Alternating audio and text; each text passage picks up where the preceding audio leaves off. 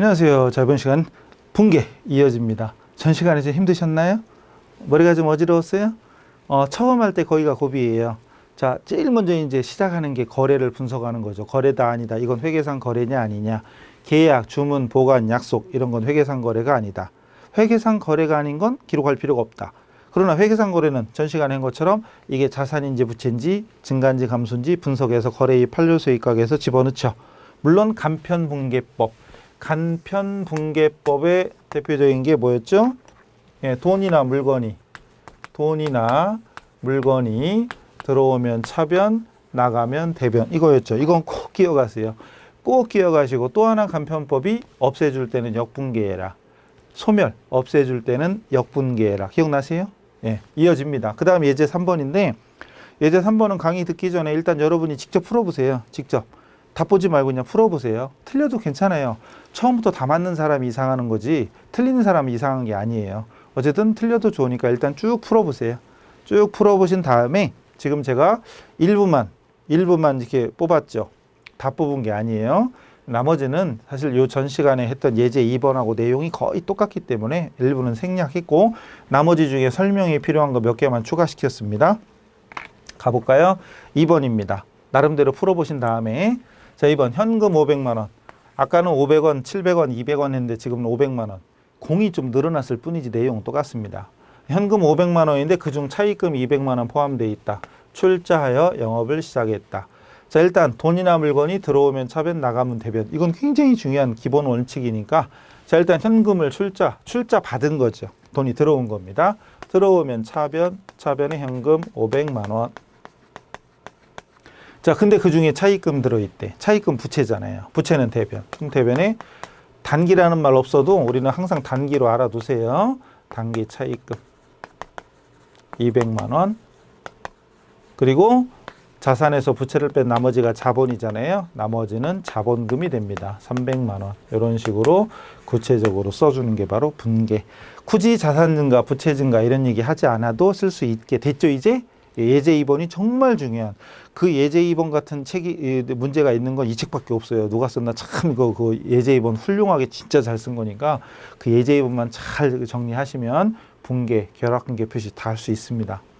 20번으로 뚝 건너뜁니다. 나머지는 아마 충분히 할 수 있으리라 믿고 물론 이거 도저히 모르겠다. 그럼 따로 질문을 하세요.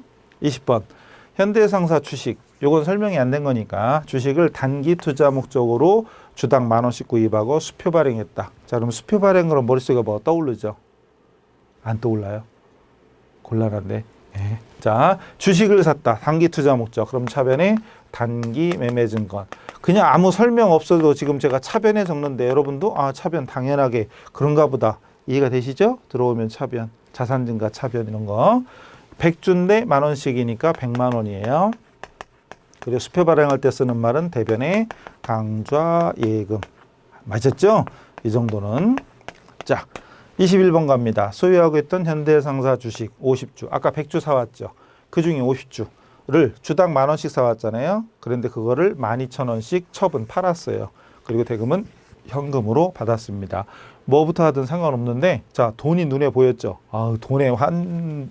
이제 어쨌든 돈이 현금이 들어왔나 나갔나 이게 일단 기본적으로 우리한테는 중요하니까 현금을 먼저 보세요. 현금 들어왔다. 들어오면 차변에 현금 얼마 들어왔냐? 50주에 12,000원씩 50주에 12,000원씩 60만 원. 그리고 내가 가지던 주식을 팔았죠. 그럼 주식을 사왔을 때는 차변에 단기 매매 증권. 근데 팔았으니까 이제 단기 매매 증권이 없어지는 거죠. 없어질 때는 역분계. 그럼 대변에 단기 매매 증권이 됩니다. 단기 매매 증권. 금액은 전문용어로 하면 여기다 장부가를 적어야 돼요. 장부에 적혀있던 금액, 장부가를.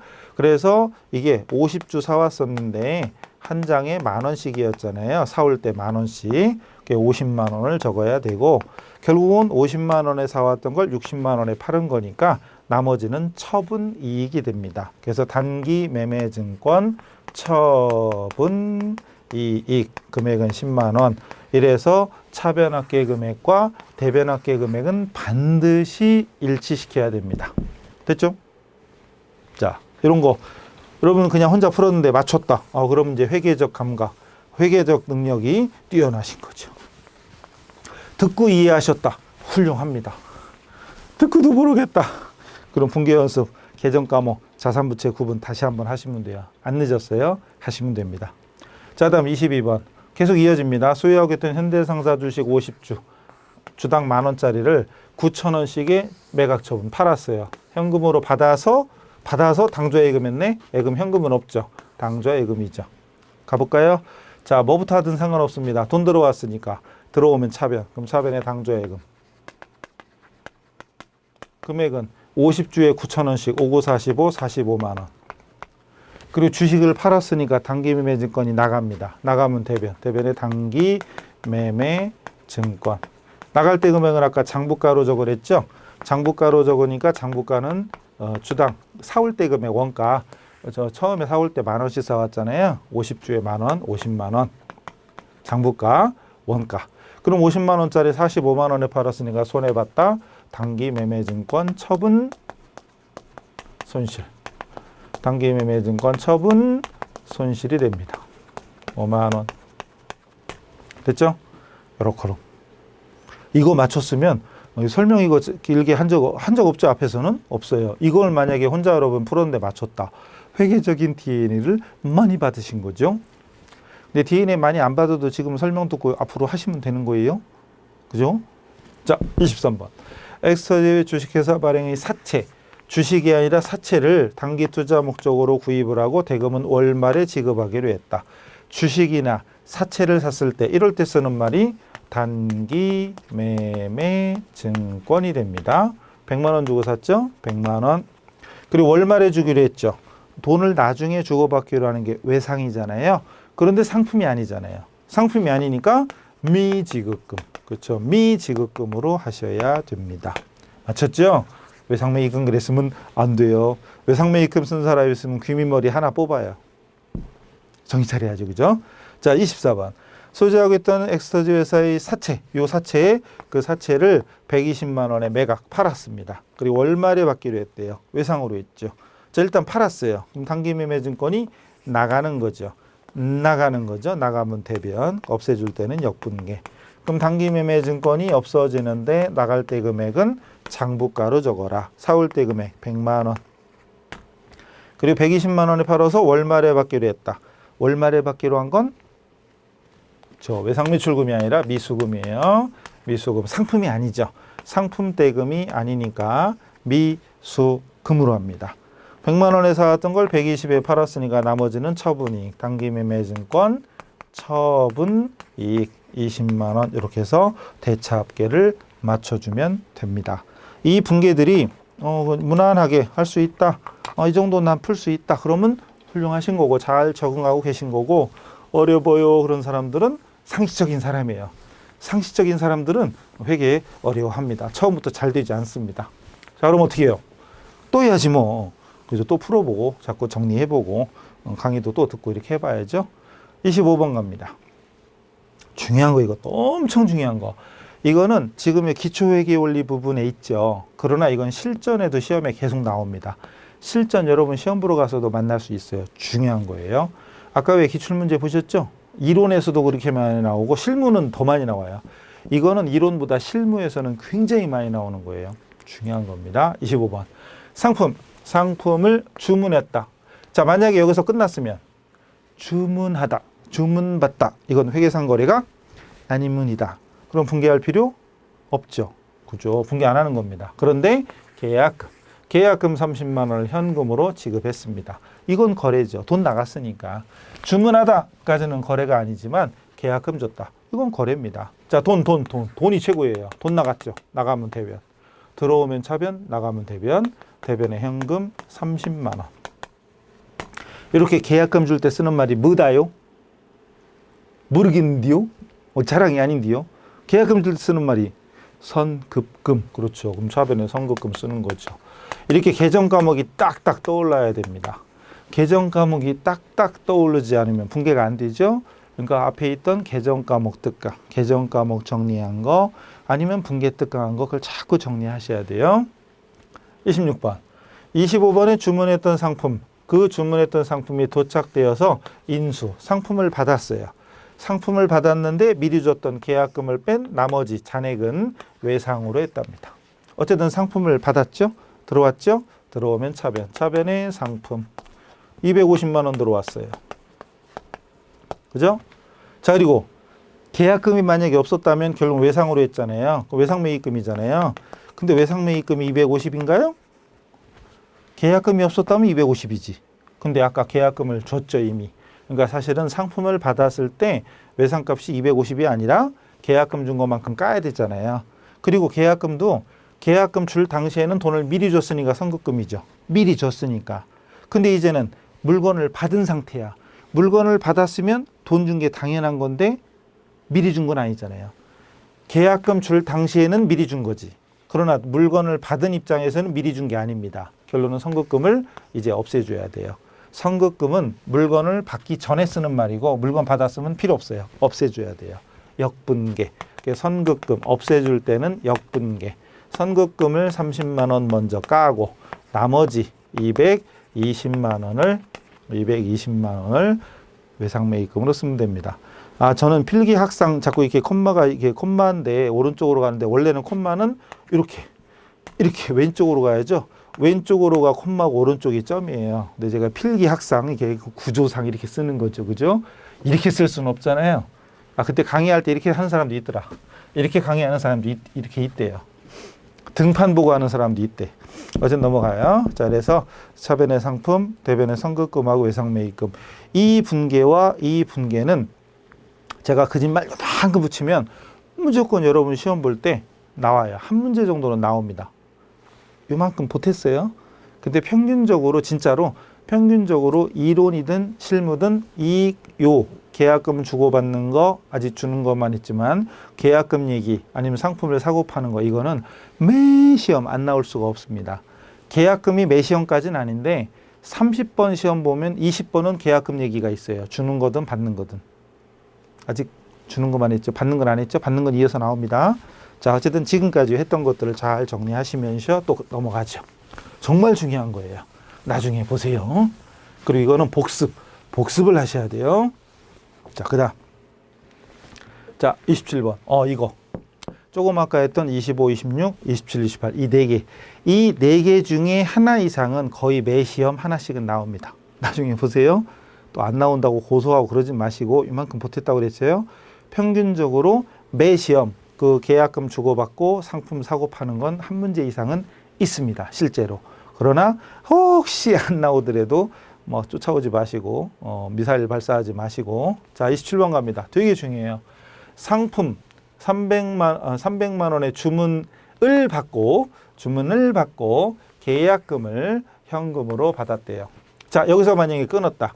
주문 받았다. 그러면 회계상 거래가 아닙니다. 분계 안 합니다. 그러나 계약금을 현금으로 받았어요. 돈 들어왔죠. 들어오면 차변. 아싸. 돈. 들어오면 차변, 나가면 대변. 쉽죠. 들어오면 차변, 나가면 대변. 50만 원. 그리고 결국은 계약금 받았어요. 계약금 받은 거 쓸 때 뭐라고 써요?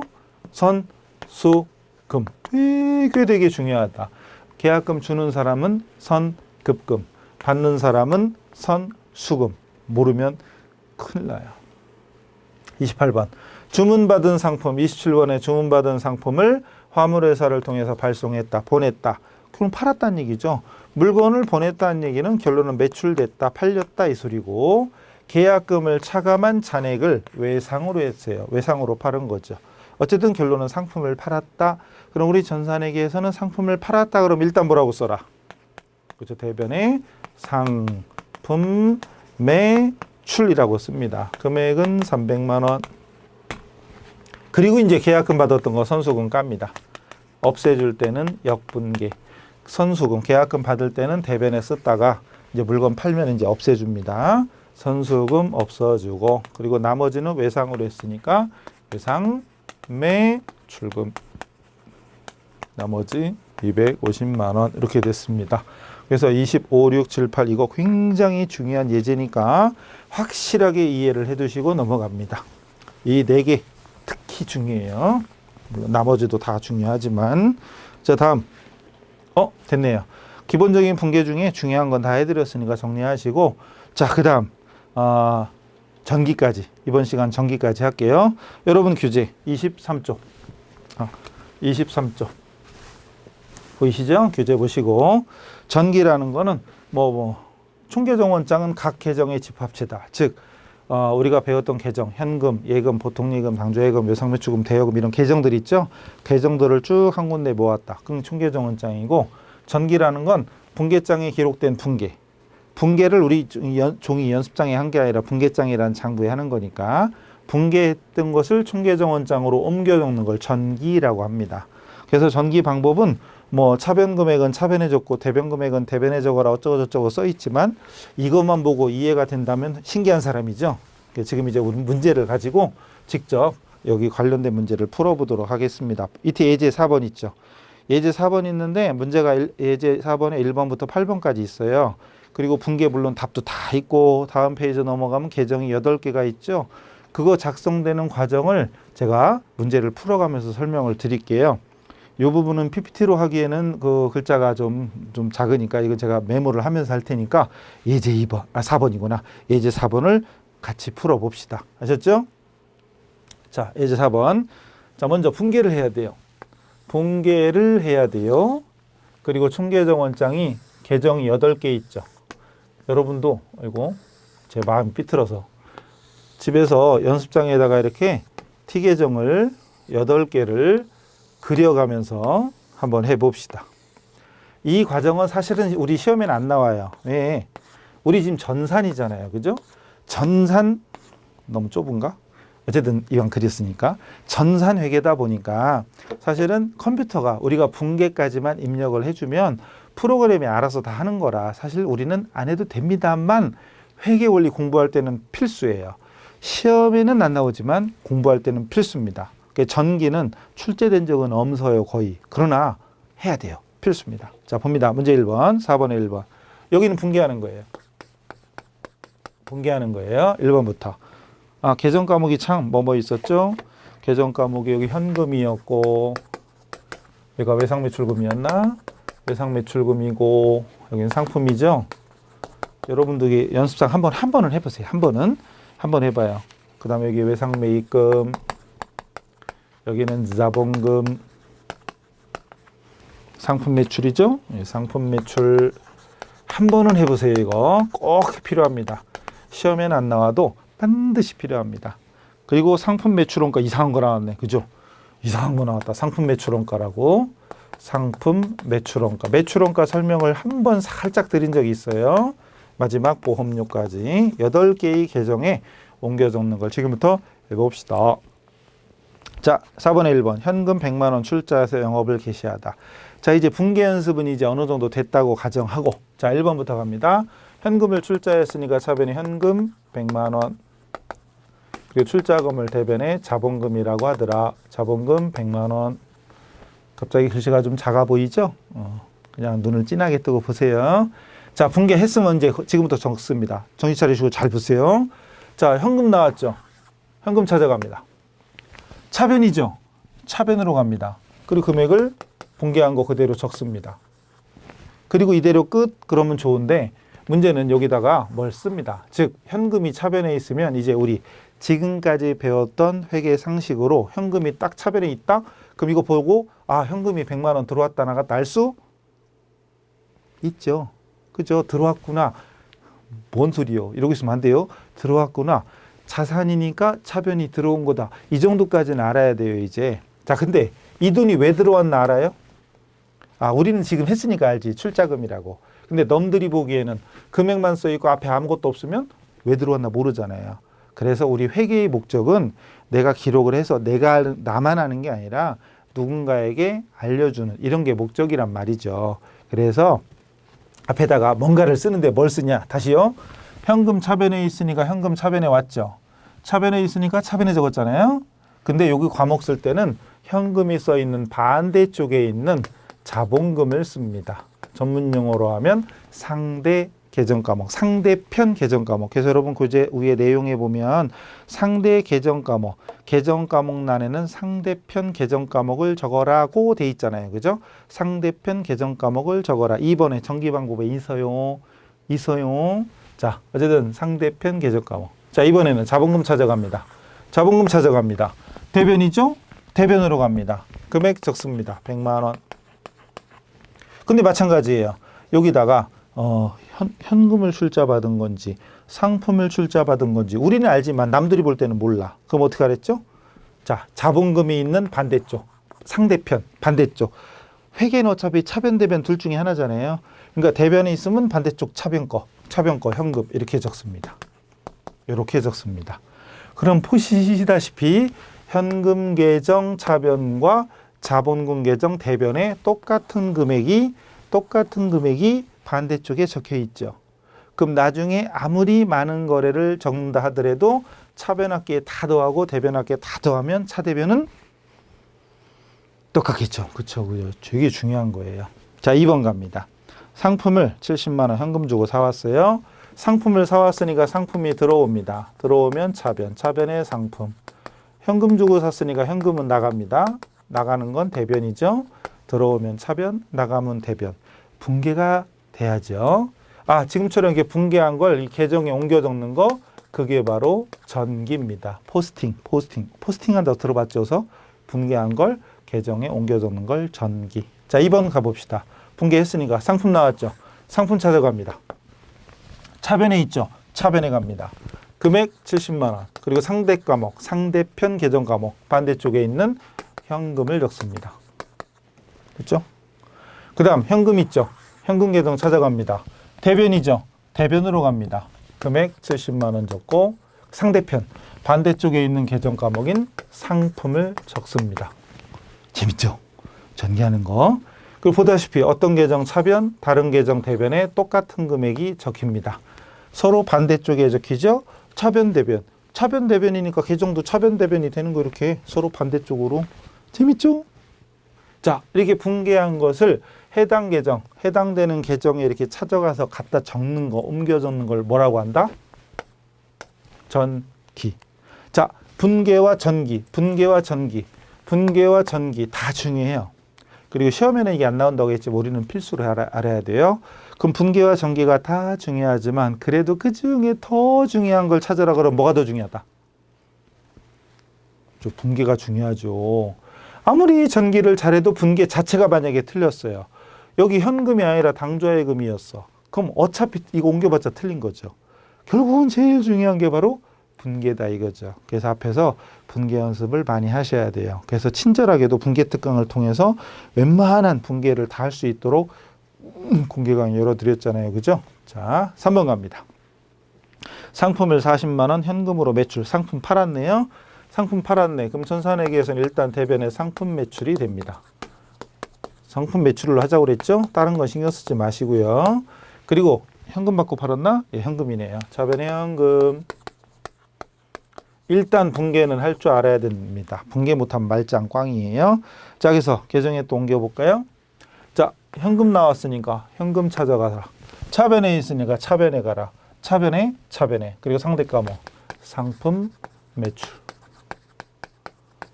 40만 원이죠. 자, 여기서 또 이제 회계적 DNA가 많으신 분들은 지금 불과 몇 개 하지도 않았는데 다시 현금 계정 차변에 상품 매출을 적는 순간 머릿속에 상품 매출 계정 대변에 현금이 오겠다라는 것까지 감이 오세요? 물론 이거 보면 상품 매출이 있으니까 대변에 상품 매출 대변에 상대감은 현금이다 이렇게 되죠. 그러니까 이것만 써도 이거를 추정할 수 있으면 이제 정말로 여러분 신께서 회계 DNA를 팍팍 뿌려주신 거죠. 쏟아 부은 거지.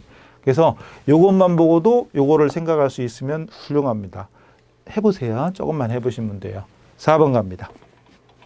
자, 상품 60만 원 외상으로 매입했어요. 상품 사왔죠. 상품 들어오죠. 차변에 상품 60만 원 외상으로 사왔죠. 외상 매입금. 근데 왜 매입 이렇게 쓸게요. 바쁜 게. 자, 이렇게. 자, 상품 나왔죠. 상품 계정 찾아갑니다. 상품 여기 있네. 예. 차변에 있죠. 차변에 상대 과목. 외상 매입금. 요렇게. 됐죠? 그 다음 외상 매입금 찾아갑니다. 외상 매입금이 어디 있냐? 여기 있네, 여기. 대변에 있죠? 대변. 상대 과목. 상품. 됐죠? 이렇게 어떤 계정 차변, 다른 계정 대변, 서로 반대쪽. 이제 몇 개 했죠? 이제 4개 했네. 근데 4개가 아니라 400개쯤 했다고 쳐요.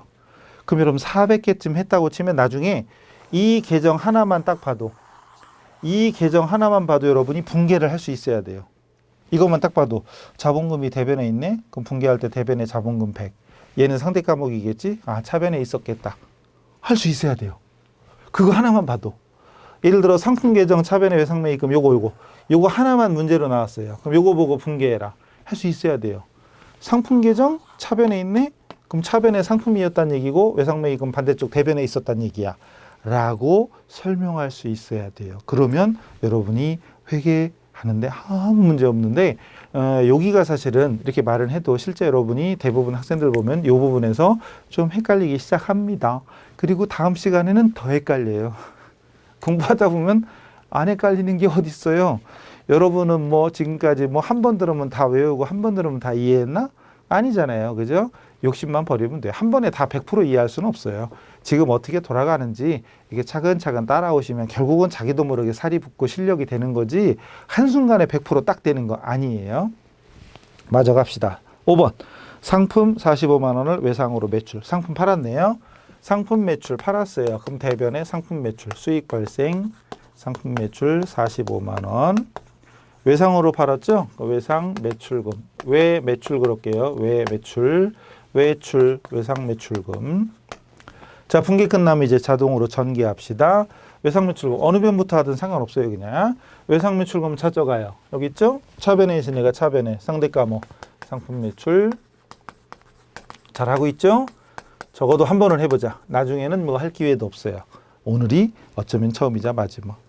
그 다음 상품 매출 나왔죠? 상품 매출 어디 갔지? 여기 대변에 있으니까 대변에 상대 과목 외상 매출금.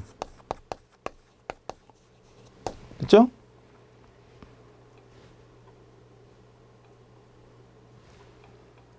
쓰고 나서 보니까 이상하네? 쓰고 나서 보니까 이상하네요?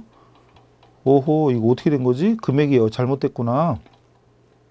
어허, 우회가 왜 40이 됐지? 문제가. 이거 쓰고 나서 보니까 40, 45를 제가 이렇게 안 했는데 50하고 45로 했는데 이게 답은 50으로 돼 있고 문제는 40으로 돼 있네요. 그죠?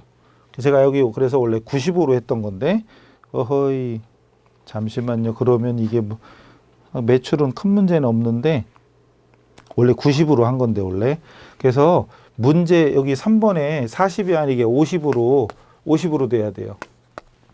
50으로 여기가 50이 돼야 돼요. 여기가 예, 답에 있는 것처럼 답은 그렇게 돼 있죠. 여러분 봤는데 이거 이상하네. 왜 갑자기 이렇게 되죠? 누가 때렸죠 이거? 이렇게 아니 40을 써도 상관없어요. 근데 없는데 밑에 답은 이렇게 50으로 돼 있어요. 50으로 고쳐서 그래서 제가 95 되게 만들었거든요. 그러려니 하세요. 저는 그냥 볼 때 제가 한 거니까 다 맞게 보여요. 그런 문제가 있어요. 자, 50입니다. 몰랐네. 50으로 예, 갑니다. 5번 다 했죠? 6번입니다. 다 끝나가요 이제. 6번. 외상매입금 중에 30만 원 현금으로 지급했대요. 외상매입금 중에 30만 원 현금 줬다. 외상가 갚았다. 현금 줬으니까 현금 나갑니다. 대변에 현금. 그리고 외상매입금 갚았으니까 외상매입금 부채의 감소. 30이었던가요? 30.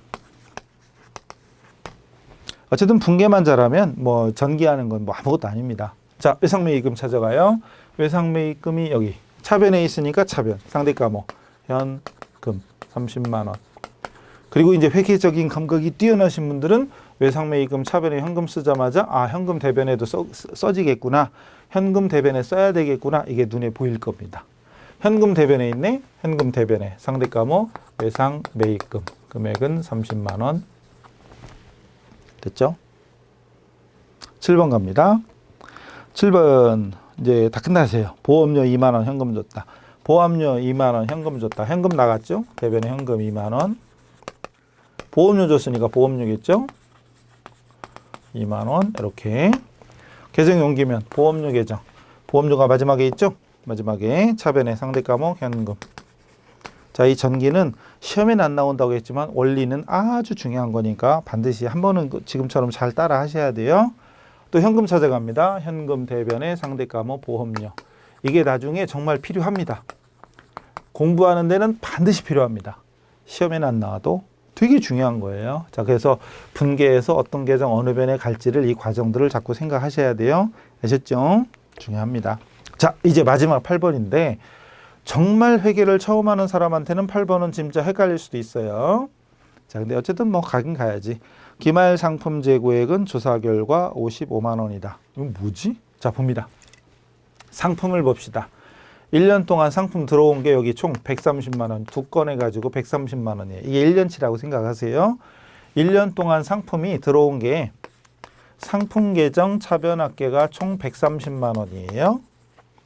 사온 게, 들어온 게. 근데 8번을 보니까 기말 상품 재고액, 즉 창고에 남아있는 물건이 55만 원이에요. 그럼 130만 원치 사왔는데 55만 원밖에 안 남았어요. 재고. 남아있는 게 55야. 그럼 나머지 어디 갔을까요? 고추옥에 팔렸겠지. 누가 훔쳐간 게 아닌 이상은 팔렸겠죠. 그러니까 여기서 이거 뺀 나머지 그럼 얼마예요? 75만 원이에요. 75만 원. 요만큼이 상품 매출원가가 된다 이 소리예요. 팔린 거를 매출원가라고 그래요. 팔린 거 매출원가. 그래서 결국은 130만 원치 있었는데 55밖에 안 남았으니까 나머지는 상품이 없어진 거, 나간 겁니다. 75만 원이. 그리고 그만큼 팔렸으니까 그만큼을 상품 매출원가라고 그래요. 이 부분이 그래서 이제 예전 시험에 지금도 물론 출제는 됩니다만 특히 회계 2급 시험에는 요 마지막 것이 제일 중요한 결산 정리 내용, 결산 정리라고 있어요. 아직 안 배운 거. 그게 나옵니다. 되게 중요했던 거고 요즘은 되게 쉬워졌으니까 뭐 그렇게 고민할 건 없습니다. 그런가 보다 하시면 돼요. 자, 이제 마지막으로 옮기면 됩니다. 상품 매출원가 차변에 상대 과목 상품 75 그리고 상품 계정 대변에 상품 매출원가 75만 원 이렇게 적으면 됩니다. 그래서 정리 끝났어요. 분계하는 게 어렵지 전기하는 건 보다시피 차변권 차변에 대변권 대변에 갖다 적고 계정 과목 적을 때는 서로 반대쪽 걸 적어요. 반대쪽 거 그렇게만 알아두시면 됩니다. 그래서 분계와 전기까지 한번 해봤고 사실 지금 이 과정 여기서 7, 8개 했는데 실제로 회사에 가면 하루에도 3개, 4개, 10개 이렇게 매일같이 분계가 발생하겠죠. 분계가 하루에도 서너 개, 10개, 10개씩 생기면 1년치 모으면 수백, 수천 개가 되겠죠.